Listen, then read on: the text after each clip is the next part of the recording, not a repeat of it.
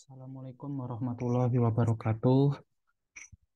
Selamat pagi, siang, sore maupun malam kepada Pak Sugi selaku dosen pengampu mata kuliah telemedika dan juga teman-teman saya yang mungkin menonton video ini. Jadi di sini saya akan menjelaskan mengenai proyek yang rancangan saya yaitu monitoring stres atau depresi menggunakan sensor infrared dan eh, monitoring stres atau depresi tersebut berbasiskan melalui parameter heart rate. Di sini heart rate sensor memakai sensor infrared.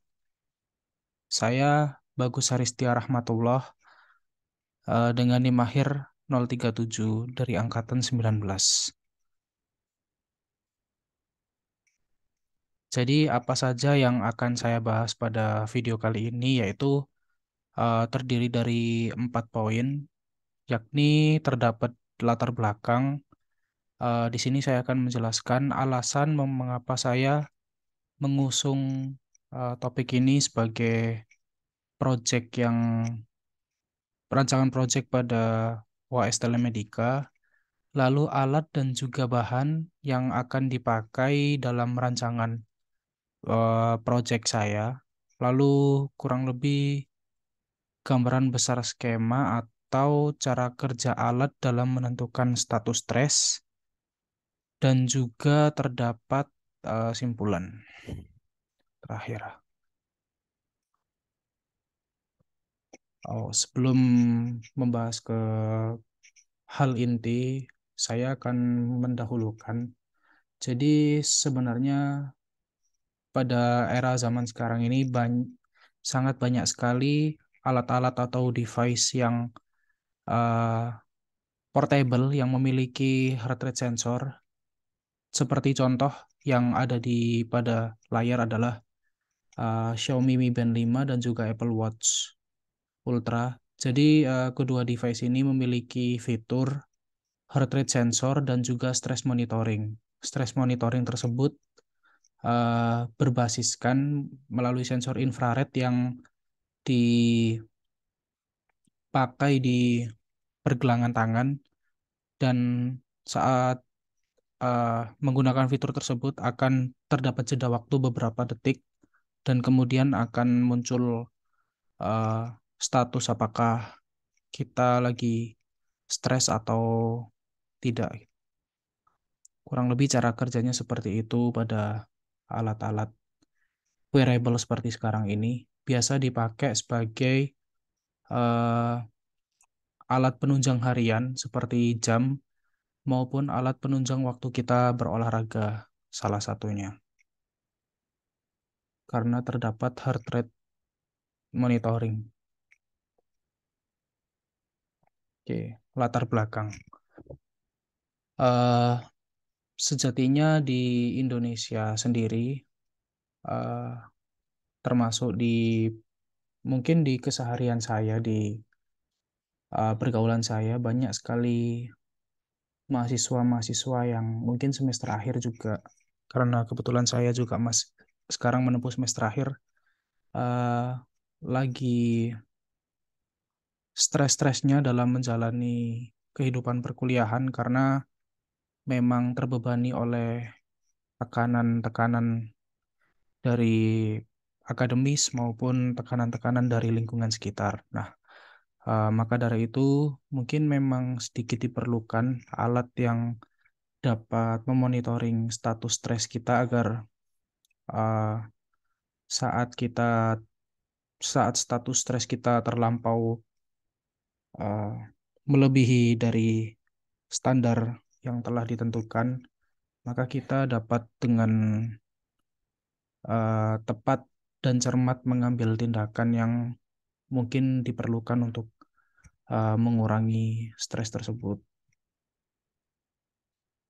atau bisa ke mungkin lebih cocok dikatakan sebagai deteksi dini mungkin. Kita butuh alat deteksi dini agar kita dapat uh, menentukan treatment selanjutnya apa yang mungkin perlu kita kerja, yang perlu kita lakukan untuk mengurangi beban stres tersebut. Nah, maka dari itu saya akan membuat rancangan proyek berupa alat monitoring stres berbasis heart rate sensor dan juga infrared sensor. Jadi alat dan bahan yang dipakai kurang lebih terdapat breadboard, lalu ada micro USB untuk menyambungkan uh, ESP32 untuk menyambungkan ESP32 dengan uh, menyambungkan ESP32, lalu terdapat satu LED putih sebagai indikator dan juga satu resistor. Ada ESP32 sebagai uh, basis IoT, lalu ada 5 kabel jumper sebagai penghubung antara breadboard dan ESP, dan juga sensor heart rate uh, berbasis infrared dan juga software Arduino IDE. Gambaran besar skema kurang lebih mungkin metode yang harus diterapkan sesuai alur adalah mengatur skematik rangkaian, lalu kita mengcoding, dan dari codingan tersebut sebelum kita menyambungkan dengan web berbasis web dengan IoT, yaitu di sini adalah Blink, kita setting template-nya dulu, lalu mengkoneksikan uh, device dan run coding pada Arduino IDE. Oh, ya. Sebelumnya, mungkin saya akan uh, menjelaskan tentang apa hubungan dari sensor infrared atau heart rate sensor tersebut dengan uh, status stres, yakni sejatinya pada mungkin bisa dimulai dari definisi dari heart rate dulu ya. Detak jantung sendiri merupakan atau heart rate merupakan detak jantung yang jumlah dari detak jantung pada rentan waktu tertentu. Nah, umumnya detak jantung itu diukur dalam satuan beats per minute atau biasa disebut juga dengan BPM. Nah, detak jantung sendiri dapat dideteksi melalui denyut nadi pada pergelangan tangan. Peningkatan dan penurunan detak jantung sendiri diatur oleh sistem saraf otonom. Nah, sistem saraf otonom ini merupakan sistem saraf yang kerjanya itu tidak ada hubungannya dengan sistem saraf pusat karena dapat bekerja secara tidak sadar. Sistem saraf otonom sendiri dibagi ke dalam dua bagian, yaitu sistem saraf simpatik dan juga parasimpatik. Lalu kedua jenis tersebut memiliki cara kerja yang berlawanan.